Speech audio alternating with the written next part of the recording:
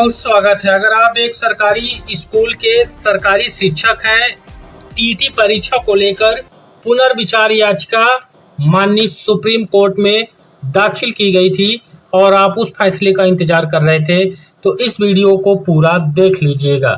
Supreme court की तरफ से 10 अप्रैल 2026 को फाइनल फैसला पुनर्विचार याचिका पर आ चुका है। क्या सुप्रीम कोर्ट ने सरकारी शिक्षकों की टीटी परीक्षा का मामला यहां पर और ज्यादा गंभीर हो चुका है।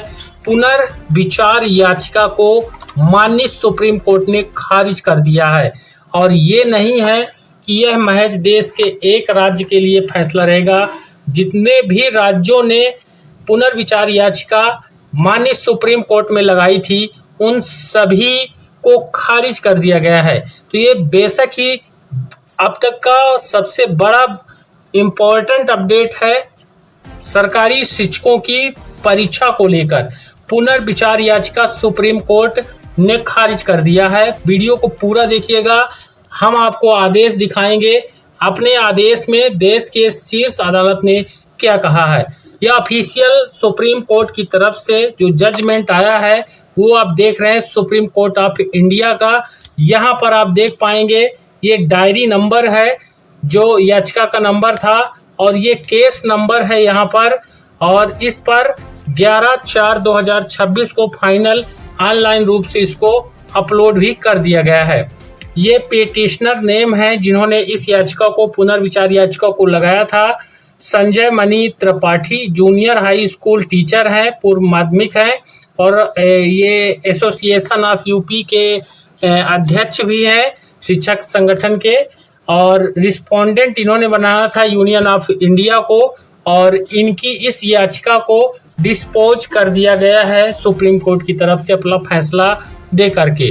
वह फैसले का आदेश भी आप यहाँ पर देखिए और इसको सरल भाषा में हिंदी में आपको आगे हम वीडियो में बताएंगे। वीडियो में अंत तक बने रहिएगा। यहाँ पर आप देख पाएंगे कोर्ट नंबर 8 में सुनवाई हुई, supreme court of India record यहाँ पर है, और ये WP डायरी नंबर जो है 60/024/2025, और Sanjay Mani Tripathi junior high school teacher पूर्व माध्यमिक और एसोसिएशन यूपी प्रेसिडेंट हैं और ये पेटिशनर है, इनकी तरफ से है। वर्सेस में इन्होंने यूनियन ऑफ इंडिया को लगाया था, और यहाँ पर आप देखेंगे फॉर एडमिशन ये पूरा डिटेल यहाँ पर आपको मिलेगा इस केस से संबंधित। और इस केस से देश के अलग अलग राज्यों में जो सरकारी शिक्षक हैं जिन्होंने टीईटी टीचर एलिजिबिलिटी टेस्ट पहले नहीं दिया था और अब उनको देना पड़ेगा। अभी तक उम्मीद थी कि पुनर्विचार याचिका लगेगी तो उस पर माननीय सर्वोच्च न्यायालय अपने फैसले पर विचार करके फैसला बदल सकता है, लेकिन फाइनली यहाँ पर जो फैसला इस बार आज आया है फिर से, और देश के जितने भी राज्यों ने इस याचिका को लगाने की अब सोच रहे हैं, तो ये जो जिन्होंने लगाया था उनका खारिज किया गया है। यहाँ पर आप देखेंगे डेट जो है 10/4/2026 को this matter was called on for hearing today. यहाँ पर आप देख सकते हैं ये यहाँ पर जस्टिस दीपांकर दत्ता और जस्टिस सतीश चंद्र शर्मा जी के द्वारा यहाँ पर ये पूरा फैसला जो है यहाँ पर दिया गया। और पेटिशनर यहाँ पर है नरेंद्र मिश्रा एडवोकेट है, इन पेटिशनर की तरफ से ये यहाँ पर हैं। इन्होंने जो याचिका लगाई थी ये पूरा यहाँ पर पुनर्विचार ये उनकी तरफ से है। अब ये इन्होंने आगे क्या फैसला में दिया है, यहाँ पर पहला डिले कंडेनेट और दूसरा है there is no merit in the writ petitioner which essentially seek to question a judgment of the court accordingly the same stand dismissed. फिर इन्होंने कहा पेंडिंग एप्लीकेशन जो है if any shall stand disposed of, यानी इनका फैसला तो आया ही, खारिज तो किया ही उत्तर प्रदेश की तरफ से जो पुनर्विचार याचिका लगी थी, और साथ ही जो जितने भी मामले पेंडिंग थे इस पुनर्विचार याचिका को लेकर तो उन सभी को यहाँ पर खारिज कर दिया गया है। अभी इसका सरल भाषा में आप समझ लीजिएगा अच्छे से। यहाँ पर सिग्नेचर रश्मि ध्यानी पंत और असिस्टेंट रजिस्ट्रार हैं, और सुधीर कुमार शर्मा जो कि कोर्ट मास्टर हैं NSH।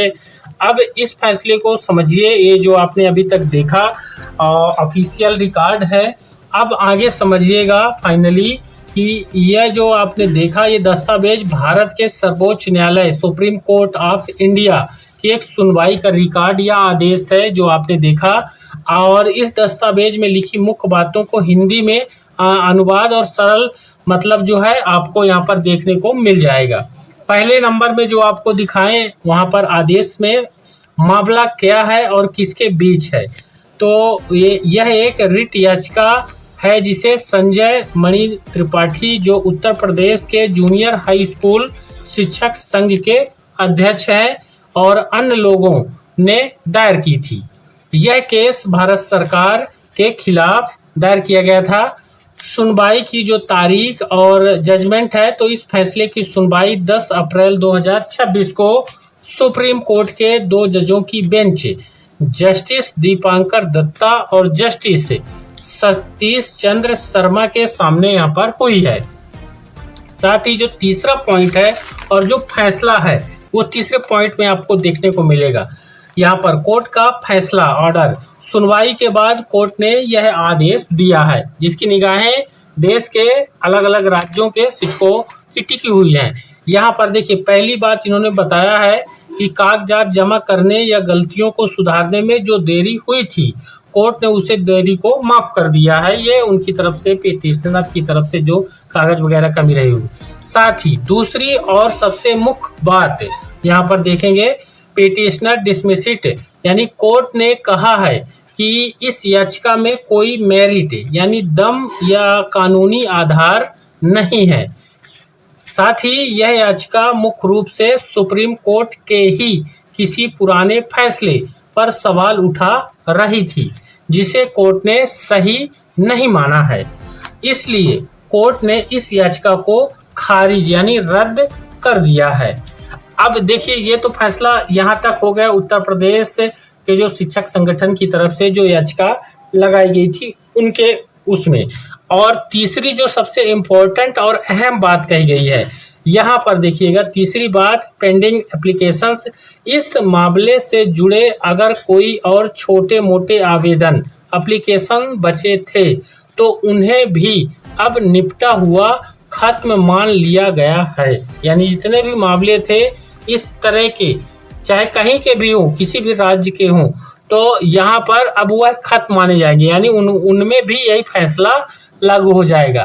अब आप अच्छे से इसको समझिएगा सरल शब्दों में आसान शब्दों में अगर समझेंगे तो इसमें जो कहा गया है, उत्तर प्रदेश के जूनियर हाई स्कूल शिक्षक संघ की तरफ से सुप्रीम कोर्ट में जो केस याचिका डाली गई थी, सुप्रीम कोर्ट ने उसे नामंजूर कर दिया है और यह केस यहीं पर खारिज यानी डिसमिस हो गया है। अब सवाल आता है कि अब जो शिक्षक हैं सरकारी स्कूल के जो परीक्षा के दायरे में आते थे उनको क्या करना है। तो उनको अब किताब खरीद लेना है परीक्षा की और तैयारी में जुट जाना है अगर उनको आगे भी सरकारी स्कूलों में सरकारी शिक्षक के रूप में बने रहना है। बाकी आदेश आपके सामने है और आदेश में जो चीज़ें थी सरल भाषा में आपको समझा दिए हैं। अब आप किसी भी राज्य से हैं, आपकी टीईटी होना अनिवार्य है। वीडियो को लाइक और शेयर करिएगा खबर आप तक पहुंचाने के लिए, और हमारे चैनल पर नए हैं तो सब्सक्राइब भी जरूर कर लीजिएगा।